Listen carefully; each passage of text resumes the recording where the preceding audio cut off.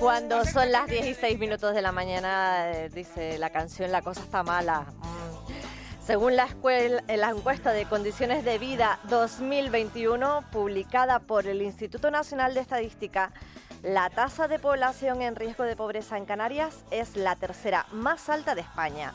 En 2021, Canarias fue la comunidad autónoma donde más difícil resultaba llegar a fin de mes y afrontar gastos imprevistos. ¿Cómo proteger a la población más vulnerable ante el aumento de precios de alimentación, energía y vivienda?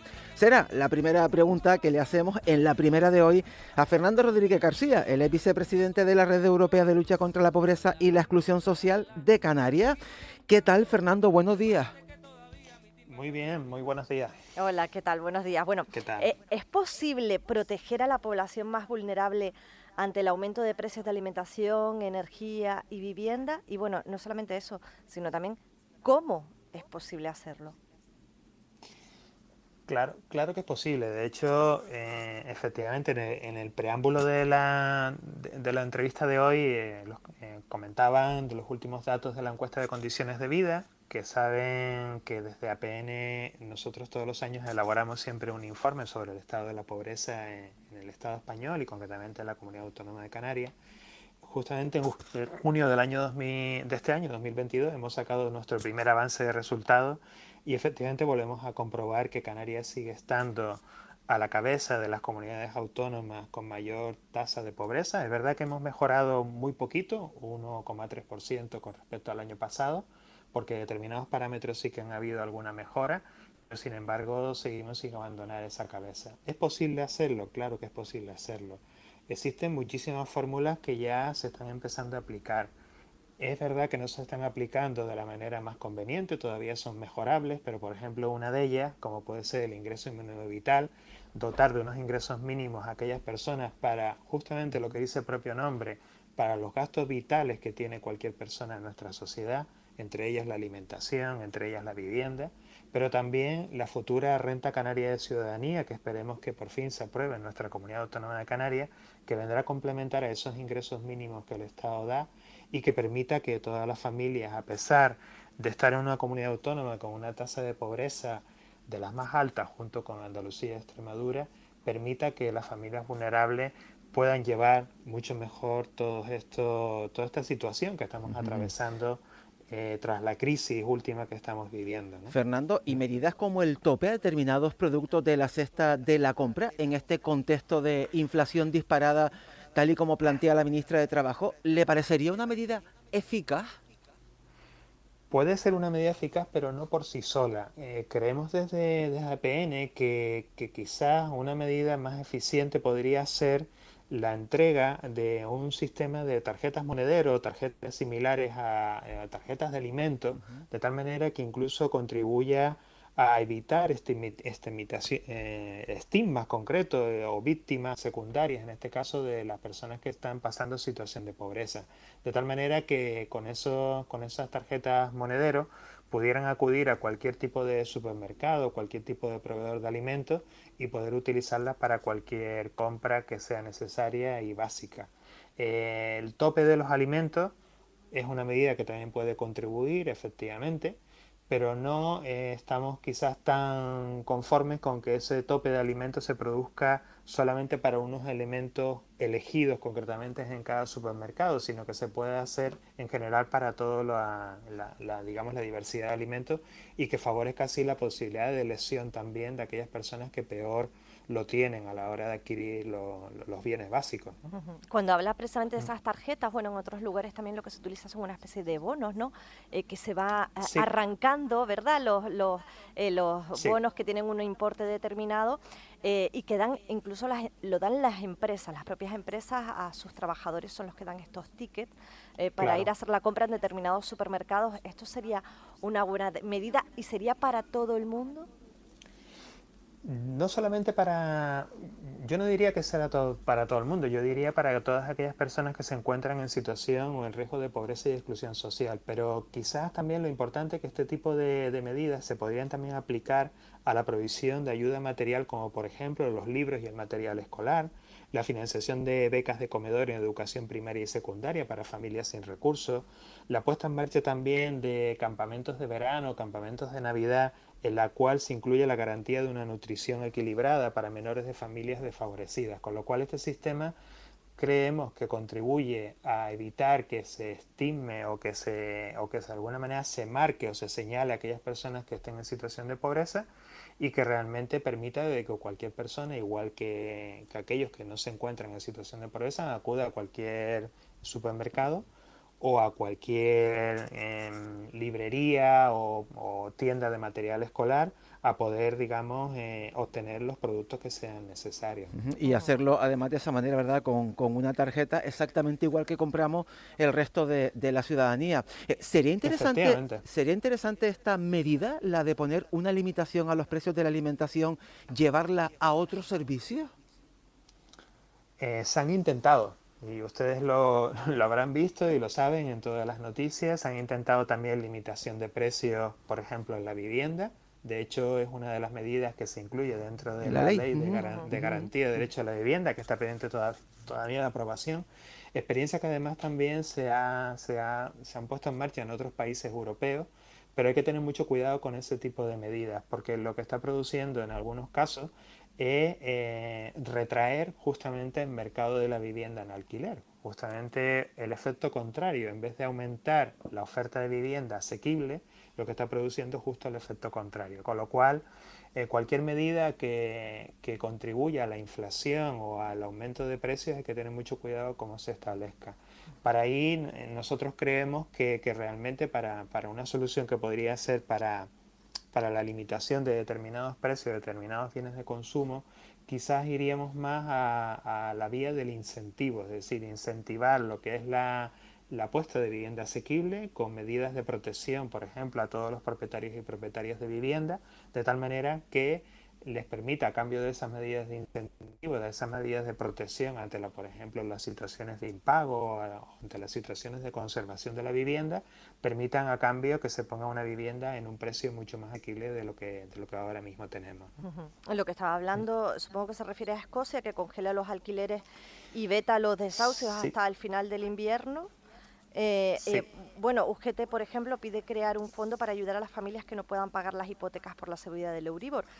¿Qué podemos hacer precisamente para garantizar este derecho a la vivienda en estos tiempos, en esta tesitura económica tan complicada, no solamente en los alquileres, como decía antes, sino también en el precio de la vivienda?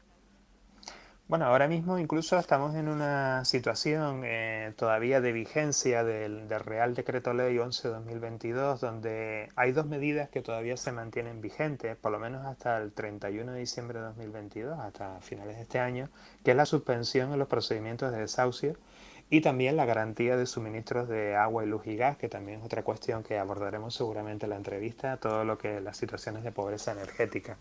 Esta medida nosotros nos preguntamos que efectivamente están resultando efectivas en estos momentos, se están evitando muchos desahucios en vivienda, mucha pérdida de vivienda de muchas familias, pero la pregunta que nos hacemos es qué pasará después del 31 de diciembre de 2022, porque estamos hablando de una suspensión, no estamos hablando de una condonación de la deuda.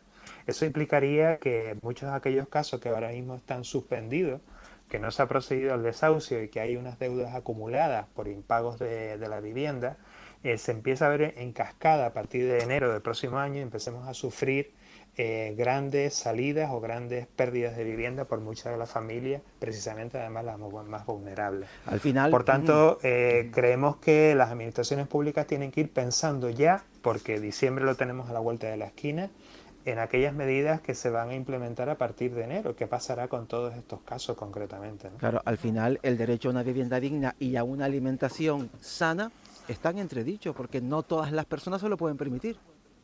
Efectivamente, mira, en el último avance de resultados del informe sobre el estado de la pobreza y exclusión social, que aprovecho para comentar que lo presentaremos ya el informe completo, como todos los años, lo presentaremos el día 14 de octubre a los medios de comunicación.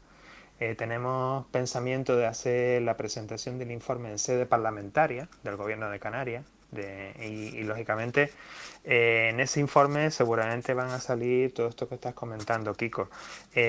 Un dato simplemente por irte adelantando del informe que ya tenemos ya en preparación, decirte que que los precios suben, como bien sabes, la inflación va subiendo cada día más, cada mes más, pero sin embargo, con respecto al año pasado, la renta media, o sea, los ingresos por persona en Canarias han disminuido un 11% con respecto al año pasado. Eso significa que el poder adquisitivo cada vez va en disminución. Mientras los precios aumentan, los salarios bajan. O sea, ni siquiera se mantienen, sino que incluso bajan, ¿no? Por tanto, esto va a provocar situaciones de no poder acceder a bienes básicos como puede ser una alimentación saludable, otro de los asuntos que también abordamos en este informe, donde actualmente el 12,3% de la población en Canarias no pueden hacer una alimentación saludable, o un dato también importantísimo, cerca de un 17% de la población no puede mantener la vivienda a una temperatura adecuada, es decir, no pueden, digamos, pagar sus recibos de luz para mantener, digamos, un confort térmico que corresponde en un hogar, ¿no? Situaciones que son evidentemente preocupantes, a pesar de que en la tasa global de pobreza y exclusión en Canarias hemos mejorado un punto coma 3, hay determinados indicadores que aún siguen estando altos e incluso han aumentado con respecto al año anterior.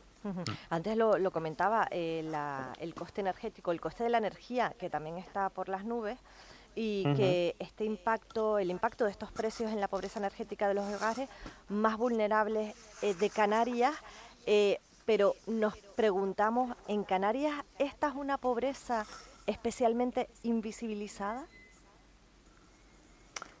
Sí lo es, porque al final nosotros siempre opinamos que cualquier apellido que se le ponga a la pobreza, pobreza energética, pobreza alimenticia, etcétera, lo que hace de alguna manera es quizá minimizar en general las situaciones de pobreza y exclusión social. Aún así, creemos que el hecho de haberle puesto ese apellido de pobreza energética justamente se hizo con el efecto contrario, de intentar visibilizar estas situaciones. Es preocupante. Mira, un dato último que tenemos, el 34,4% de la población en Canarias, 745.000 personas, sufren pobreza energética. O sea, es un dato bastante para tener en cuenta. De ahí, pues cuestiones como la incapacidad de poder pagar lo que son las facturas de electricidad, sobre todo, y de situaciones de impagos acumulados. Es verdad que son situaciones que incluso ahora mismo están invisibilizadas, como bien decías, Mónica, porque realmente ahora mismo estamos justamente en ese periodo que comentaba antes, en la garantía de suministros de agua, luz y gas. Es decir, en este momento no se puede producir ningún corte de suministro a aquellas personas o a aquellas familias que tienen dificultades para pagar sus facturas. Pero el día que efectivamente esta medida de colchón o de garantía acabe, será el 31 de diciembre, veremos a ver cómo afloran todas estas situaciones de pobreza energética que seguramente aumentarán muchísimo. Fernando, en ese sentido, ¿sería una buena forma de obtener beneficios este impuesto para gravar los beneficios extraordinarios de las energéticas que siguen haciendo caja sin tino? Pues fíjate, cuando analizas una factura de energía eléctrica de cualquier compañía, no voy a mencionar ninguna en concreto, pero de cualquier compañía, la mayor parte del coste de la factura se va precisamente en todo lo que tienen que ver impuestos. Tanto los impuestos que el Estado percibe por ello, como los impuestos de las eléctricas. Y no tanto en el consumo. O sea, curiosamente, así es. O sea, ese es el elevado coste que tenemos ahora mismo de la electricidad. Por tanto, justamente medidas como reducir el impuesto tienen que ser medidas que son las que pueden realmente establecer las administraciones públicas, las que vienen a incidir mucho en el coste de la energía. Mire, Pero no hay... deberían acompañarse también con otras medidas también de ahorro energético, como intensificar también que el bono social eléctrico llegue a la mayor parte de las familias vulnerables, cosa que actualmente no está haciendo así, no termina por llegar a la mayor parte de las familias que realmente lo necesitan, ¿no? Mire, es que no hay nada más oscuro que el recibo de la luz, eso no hay quien lo entienda. Esa es otra, es decir, se necesita formación y cursos. De hecho, nosotros en muchas de las entidades que forman parte de APN Canarias estamos trabajando con muchas familias en talleres concretos de formación para llegar a entender el contenido de una factura y para llegar incluso a optimizar el coste de la factura. hemos conseguido en la mayor parte de los casos de los que nos hemos atendido, un ahorro de hasta un 25% en el coste de la factura, simplemente con 3 cuestiones muy básicas: cambio de comercializadora, hacer una comparativa, como cualquier consumidor podemos hacer una comparativa y comprar nuestra electricidad a cualquier comercializadora, que algunas de ellas son más económicas que otras. La segunda, la obtención del bono social eléctrico. Y la tercera, cuestiones como las bajadas de potencia. Nos estamos encontrando en muchas viviendas potencias contratadas que son excesivamente altas para el consumo que las familias realmente necesitan. Y con esas 3 medidas hemos llegado a conseguir pues una bajada de cerca de un 25% en el coste de la factura eléctrica. Fernando, bueno, acabamos de terminar precisamente el verano, bueno, aunque todavía habrá mucha gente de vacaciones, pero precisamente esta encuesta da también otros datos interesantes, importantes, en los que reflexionar, como que el 40,8% de los canarios no puede permitirse una semana de vacaciones al año. Estamos hablando de casi la mitad de los canarios.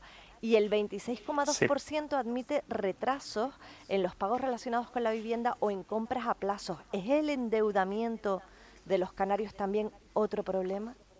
Endeudamiento para poder hacer frente, obviamente, a facturas necesarias.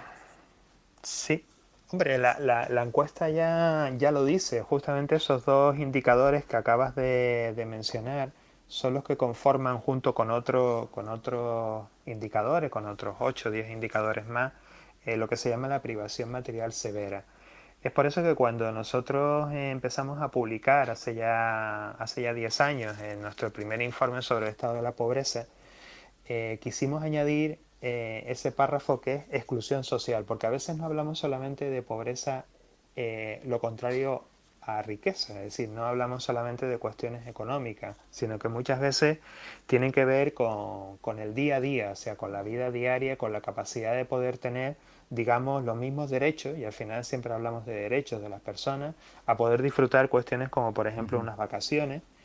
Ahí está el fenómeno también importante, que son los trabajadores pobres, es decir, aquellas personas que realmente tienen trabajo, pero sus ingresos son tan insuficientes que no tienen capacidad de poder tener unas vacaciones, el derecho a las vacaciones, o el derecho a tener una alimentación saludable, o incluso un aspecto también importante que se arroja también en el informe, que es el derecho a tener conexión a internet y tener un ordenador en casa, que parece algo menos importante que una comida saludable, que por supuesto lo es, o también podría considerarse menos importante que poder llegar a pagar tu vivienda, pero sin embargo saben que a raíz del COVID-19 se han intensificado todas las relaciones digitales, tanto con la administración pública, la obtención de prestaciones sociales, poder tramitar cualquier tipo de elemento, y hay muchas familias que se sienten excluidas por no tener capacidad de poder pagarse una conexión a internet o tener un ordenador en casa. Y hoy en día, si no tienes un smartphone o no tienes internet en casa, es que ni siquiera te van a llegar las ofertas para poder optar a un empleo. Fernando Rodríguez García es el vicepresidente de la Red Europea de Lucha contra la Pobreza y la Exclusión Social de Canarias. Estaremos pendientes de ese informe el día 14 y en los próximos días le esperamos aquí en la radio, en el estudio, para hablar larguito sobre ello, aunque esos datos es para ponerte una cara de color muy roja. Gracias por sumar en nuestra mañana de radio, muy amable. Muchas gracias a ustedes como siempre, un placer. Muchas gracias, hasta luego. Buen día.